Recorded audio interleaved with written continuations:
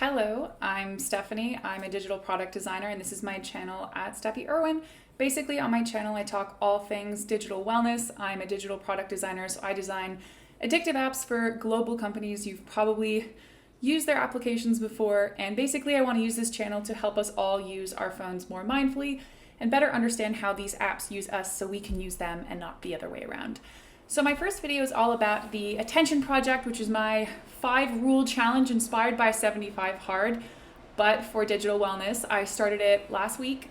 So this is my update video on kind of the tools that have been helping me get through the challenge for the 75 days and how, I've been struggling too. I'm subject to this too. You are not alone. So without further ado, here are the 5 rules and what I've been finding useful, what I've been struggling with, etc. So number 1 is having no phone in bed. I've actually found this really difficult, even though this is something I already do. So my boyfriend's been away for the last week. I've felt this pull to check my phone more so than usual at weird times because he's in a country that is 2 hours ahead. So I've been kind of like, ugh. But what I've been doing to kind of mitigate this feeling is I've been taking my calls with him at specific times, sitting on my couch and then saying, I love you, I have to go to sleep. My bed is my sacred space. So that has been hard. I feel it's funny. It's like working a muscle at the gym. You're lifting a heavy dumbbell and you're like, oh, this is hard, but then you feel so much better afterwards. So I kind of see it in that way. The second part is my 10-minute daily walk with no headphones. So the 10-minute walk I was totally fine with. And usually I'd listen to my Olivia Rodrigo, I'd listen to my Shameless podcast. I would have all this content in my ears. But doing it in silence, actually, I felt that similar muscle ache of, oh, this is hard. But then after a couple of minutes, I then actually eased into it and I felt really at peace. So even though I don't necessarily live in Hawaii and it's not the crashing waves, I live in London, England, in a little bit of a sketchy area, but it's actually really nice to kind of clear your head before you get on with your day and go outside and get some fresh air too. I habit stack this for the next rule where I read 10 pages of a physical book. So when I go on my walk, I have no headphones every morning, get to my favorite coffee shop and read a book.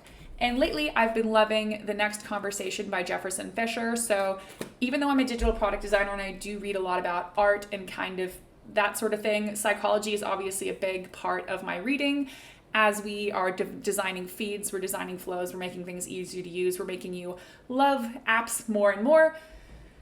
Conversations, not only with users, but also with people you work with, are obviously a big part of life. And to stay sane, I think reading books on communication is great. It also makes you better in your personal relationships too. So that's fab. You can also read fiction, by the way, for this challenge. But I just saw this guy on TikTok and everything he was saying, he's a trial lawyer in Texas, really resonated with me. So if you're interested, highly recommend. Another thing I've also been reading is The Artist's Way. So this is basically like a mini course where you can basically do your morning pages, do your artist dates, all of that, kind of reclaiming your creative fire, if you will. So that's been really great for me. Fourthly, Opal app, blocking social media 2 hours a day, 3 times a day. This has also been hard. I keep blaming my boyfriend for being away this week, but I just really want to message him and I'm like, or I really want to share things on stories. I'm actually super guilty of always checking my friends' stories as a way to check in with them. But instead, to mitigate this, I've been texting my friends. But I realize that's not necessarily me spending less time on my phone. And I find I've been gravitating towards other apps instead of just getting off my phone. So that's something I need to work on. The different apps that I have in my block, because I have like Snapchat blocked, Twitter blocked. I don't even use those apps very much. I have Instagram blocked. That's kind of the main addiction for me. But I'm also addicted to ChatGPT. I've realized more than just social media, and I could probably afford to take a break from ChatGPT too. So it's made me kind of question what apps I have in my app blocking, and I absolutely love the Opal app for kind of controlling my social media use. But I'm thinking about maybe I'm not blocking the right ones, and maybe there's some I should just delete entirely. So I'm curious how you all have been handling that, but of the 5 rules, this has been the most challenging for me. Number 5 was tracking screen time at the end of the day. So I was really bad at tracking it every single day, but I'm proud to say that my time has gone down. So far I've been on my screen for 27 minutes today, but I spend most of my time on WhatsApp and Instagram, interestingly. So I'm trying to not feed the evil meta machine, but here we are.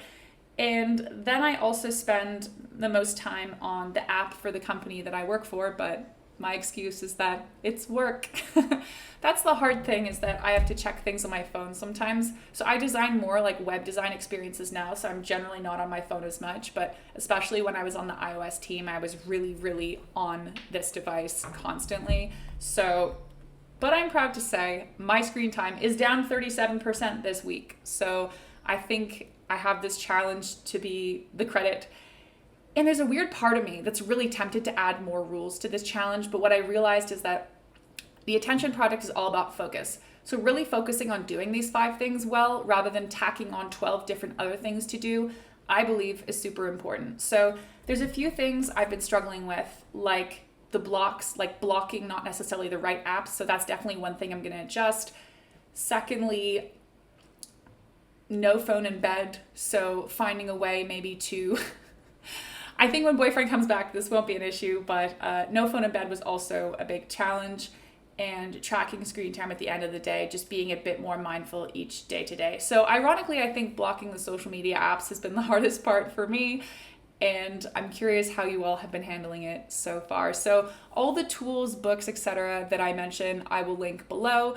We'll link probably somewhere here and in a pinned comment so you all can access them too. And I'm curious, how has the challenge been going for you? Are you too afraid to take on the challenge? What tools help you better manage your phone use?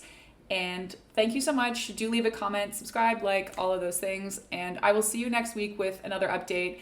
And if there's any content you want to see from me or any questions you have, do send me a direct message and I will create another video. Thank you so much. Bye.